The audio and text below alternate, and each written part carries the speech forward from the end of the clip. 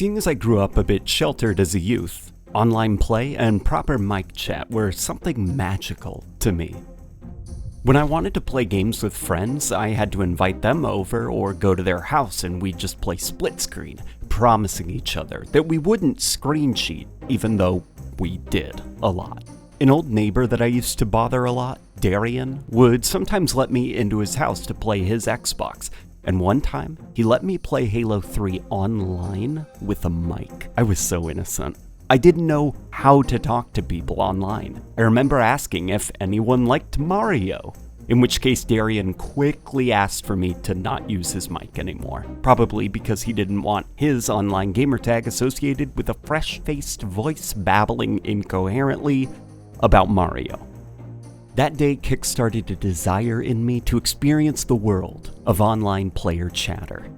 I did eventually get an Xbox Live, and I spent many a night during my teenage years getting into cussing matches and generally being an awful person on Xbox Live, and it was wonderful.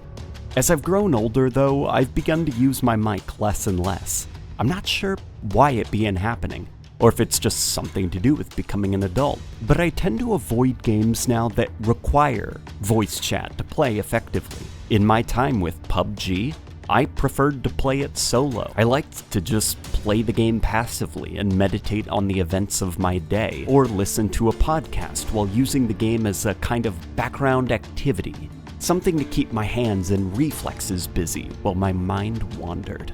It's hard for me to game socially nowadays, even harder for friends who want to game with me to even get a hold of me. I've wondered what sparked this change in my social behavior since my teenage years. Could it be that as we become more interconnected on social media, all it takes is one glance at your phone while in the line at a Starbucks for you to suddenly be a part of 3 different conversations? We use up more and more of our social energy so casually throughout the day that by the time we find the free time to sit down with a game, we're just tired of interacting with people and want a bit of me time.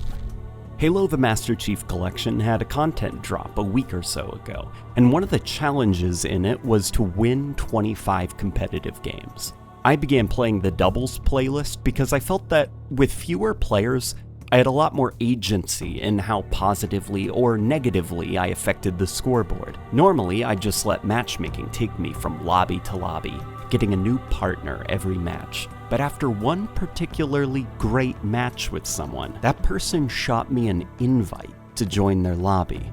I'm not sure what it was in my lizard brain that caused me to accept that invite, but I'm glad I did. This person and I played for quite a while. We won 6 or 7 doubles games in a row. We chatted with each other, complimented each other's skill, lamented when we lost our first game of the night, and talked each other up when all hope seemed lost. I dread social interactions in games, and yet, a social interaction was the most fun I had in a game in recent memory. Following that fun night of competitive 2v2 Halo, I now leave my voice chat on in games. I push myself to actually make conversation if a lobby seems like a fun group of people. This isn't to say it's all sunshine and rainbows though, because this one 2v2 lobby I landed in a few days ago was all too familiar. The person's mic was on, and I could hear what sounded like a family in the background.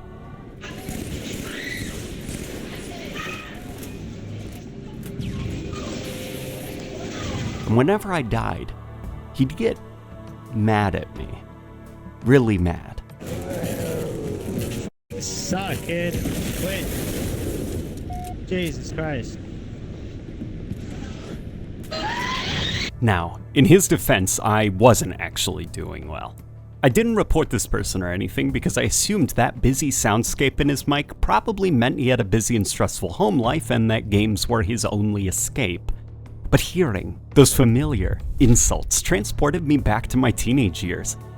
It was an interesting game with this guy. I was called interesting names. Stay behind me, Cot. You suck. One shot. And the real world is like that sometimes. And if that means that you want to keep your game chat turned off, I completely understand. But is it worth shutting out the genuinely wholesome people that you might stumble upon? It depends on the person, I guess. I'm only speaking for myself. I've been slowly, but surely, rediscovering my love of gaming socially. And while I still have a long way to go in terms of coming out of my shell and being a bit more consistent with showing up for playdates, I look forward to what the future may hold.